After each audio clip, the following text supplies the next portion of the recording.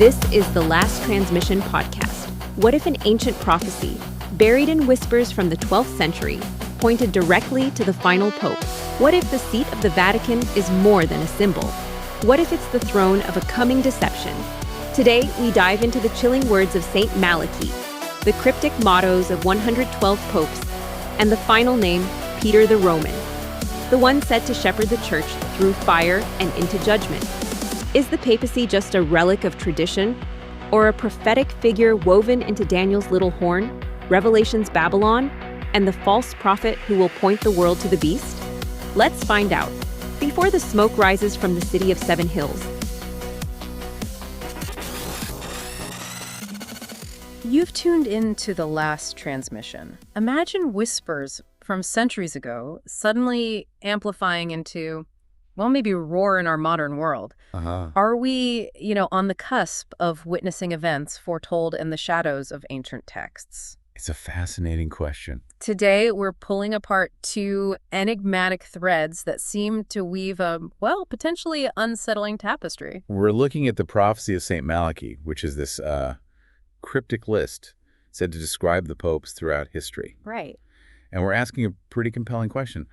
What happens when we reach the very last name on that list? And then there's the book of Revelation, isn't there? Specifically chapter 13. Yes, and the perplexing figure of the false prophet. Exactly. Could the trajectory of the papacy, as perhaps hinted at in St. Malachy's prophecy, somehow align with this dramatic biblical prediction? That's what we're exploring, these fascinating and maybe pivotal connections. Okay, let's start with this prophecy of St. Malachy then. What exactly is it that we're dealing with here? So basically, the prophecy of St. Malachy is a sequence of 112 short Latin mottos, little phrases. Okay, mottos. Yeah, and these mottos are supposed to describe each pope, starting from the mid-12th century. Wow, that far back. All the way to what the prophecy suggests will be the final pope. It's attributed to St. Malachy, an Irish archbishop. St. Malachy, got it. Legend has he received this vision during a trip to Rome, maybe around 1139. A vision in Rome. And the prophecy ends, quite dramatically, with a pope whose reign is supposedly followed by the destruction of Rome itself. The destruction of Rome, that's quite a claim.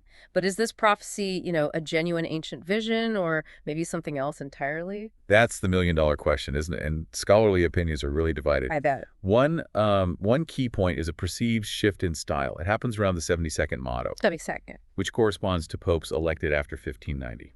So some argue the first 71 mottos, the pre-1590 ones, might have been, fabricated around that time. Ah, so a potential forgery for the earlier part. Why? Yeah. Well, the reasoning is that the later mottos, from number 72 onwards, tend to use more symbolic language. Symbolic. How so? Like focusing on characteristics or events of the papacy rather than specifics. The earlier ones, before 1590, often seem more literal, maybe even referencing family crests or birthplaces more directly. It looks more accurate after the fact, if you see what I mean. Right. Hindsight makes things clearer. Can you give us an example of that difference? Maybe one pre-1590 and one post-1590? Sure. Okay, so for Pope Gregory IV, who reigned right around 1590, his motto is ex antiquitate verbis. Which means? Something like of the antiquity of the city or from the old city. Okay. And the interpretation?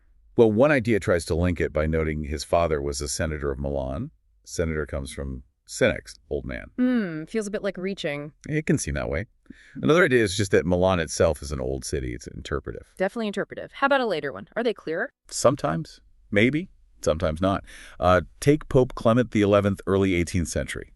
His motto, Flores Circundati, surrounded by flowers. Okay. And interestingly, a medal was actually struck during his papacy that featured that exact motto. Oh, wow. So they knew about the prophecy then? It suggests they did, yeah. Or at least someone did.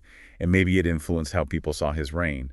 But then you get others, like Gregory V in Tribulation Pacis, in the trouble of peace, where finding a clear, agreed-upon link is much harder. So it's inconsistent. Very much so, especially after that 1590 point. It raises questions about his predictive power, particularly if part of it was fabricated. And this brings us then to the very last motto on this list, Petrus Romanus, Peter the Roman. Yeah. That sounds incredibly significant, doesn't it? Especially given what you said about the end of the prophecy. It really is. The text associated with this Petrus Romanus says that during the reign of this final pope, the Holy Roman Church will face extreme persecution.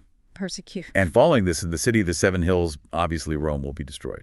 destroyed. And then the prophecy finishes, a dreadful judgment will occur. So you can imagine this has fueled a lot of speculation about the end times. Absolutely. And wondering who this Peter the Roman might be. Current pope, next pope. Exactly. That's the core of the speculation. So, okay, this centuries-old prophecy culminates in this really dramatic picture centered on the papacy and Rome, which naturally leads us to think about Bible prophecy, doesn't it? It does. Particularly Revelation. Why has the papacy been such a focus point for interpreters of prophecy? Well, the papacy has definitely been a significant subject, especially when people discuss Daniel and Revelation. There are a few key reasons, really. Like what? Firstly, just its history.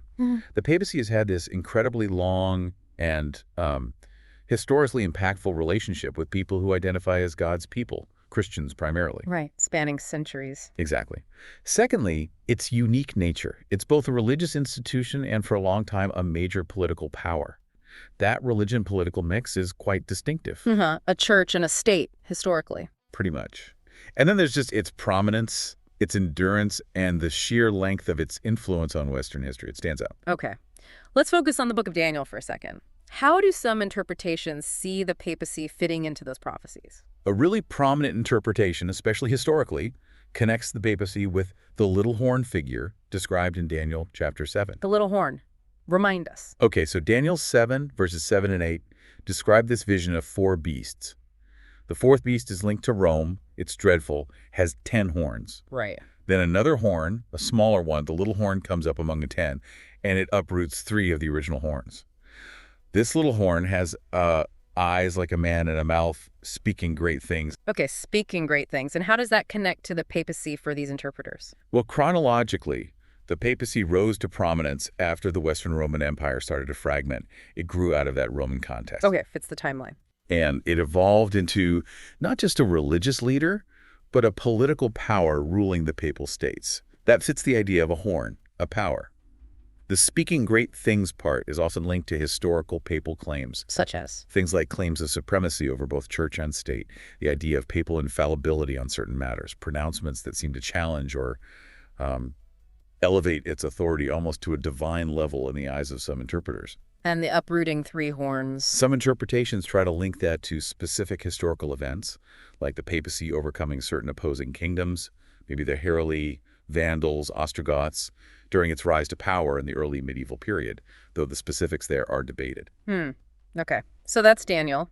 What about the book of Revelation? You mentioned the false prophet earlier, but also Babylon the Great. How does the papacy fit into interpretations there? Right. Babylon the Great in Revelation is a huge topic of debate.